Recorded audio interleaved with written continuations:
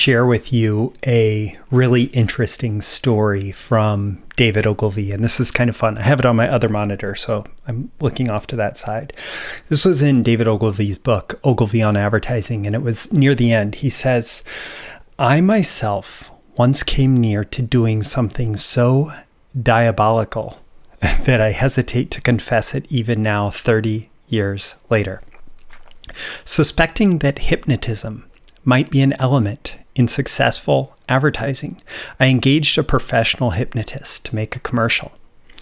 When I saw it in the projection room, it was so powerful that I had visions of millions of suggestible consumers getting up from their armchairs and rushing like zombies through the traffic on their way to buy the product at the nearest store.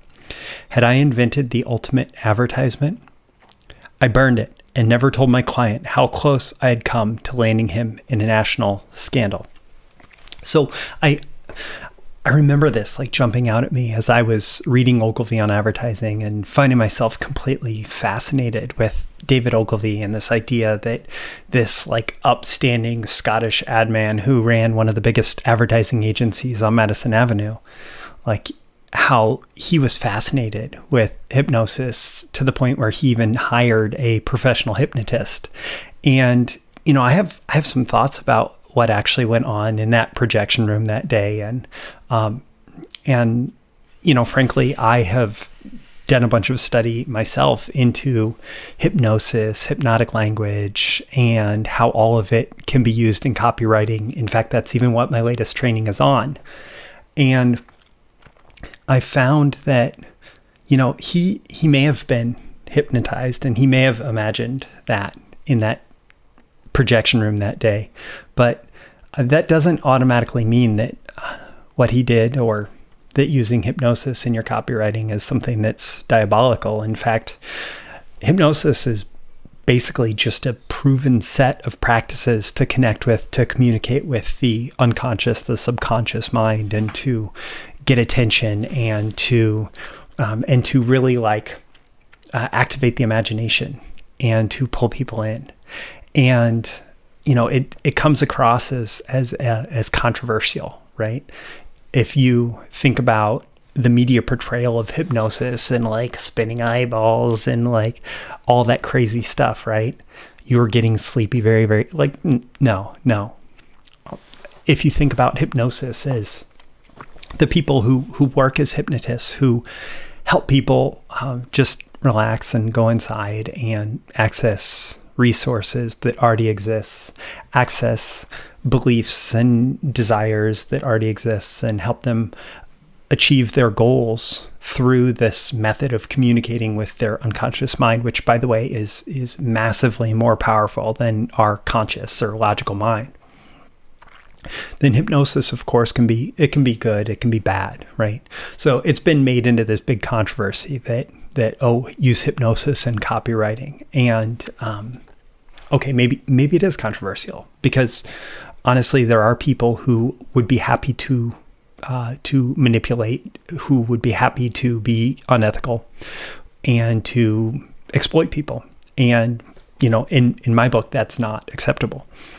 But the same techniques themselves can be used in incredibly powerful and positive ways when directed towards good, towards helping someone achieve the solution, go for the solution to a problem, a challenge that they are facing, which is what any good offer, any good advertisement is going to do. It's going to help you realize how a product, how a service is actually able to solve a problem or a challenge that you're facing, or help you fulfill a need or desire that you want to have fulfilled that you haven't yet had fulfilled.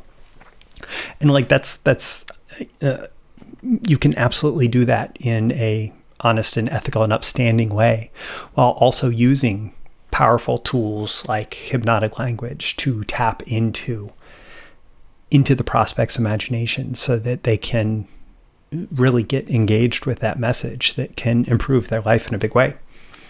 And so like that's the focus of my new training, which is called Sleight of Pen: Hypnosis, Persuasion, and Belief Change for Copywriters. And it's all about how to use hypnosis in an ethical and honest and upstanding way. And you can check out the link in the description to that training if you're interested, or even if you just want to read that David Ogilvy story again and figure out like what I think actually happened in that projection room that day. It's all in the letter in the description for the Sleight of Pen training. So check it out. And what do you think? Like, do you think hypnosis in copywriting is acceptable, or it should be banned, or what? And what's your experience? Leave that in the comments below. Also, let me know, like on a scale of 1 to 10, how valuable did you find this? How inspiring did you find this, and why?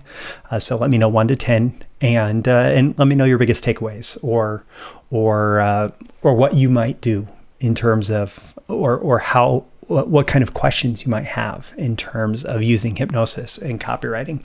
Also, click that like button before you go so you get more content like this delivered to you, and so the magical algorithms of the internet know to share it with more people like you who will find it valuable. If you have somebody in your life who would enjoy it, you can certainly share it with them directly.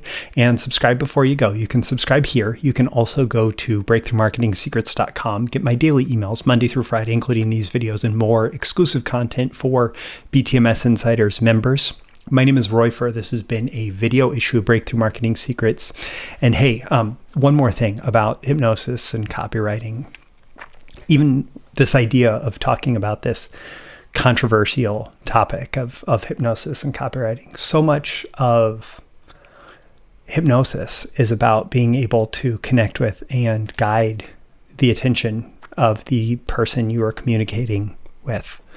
And controversy, of course, the whole idea of hypnosis and copywriting is maybe a little controversial, and that itself is a demonstration of how you can capture and connect with the attention of an audience.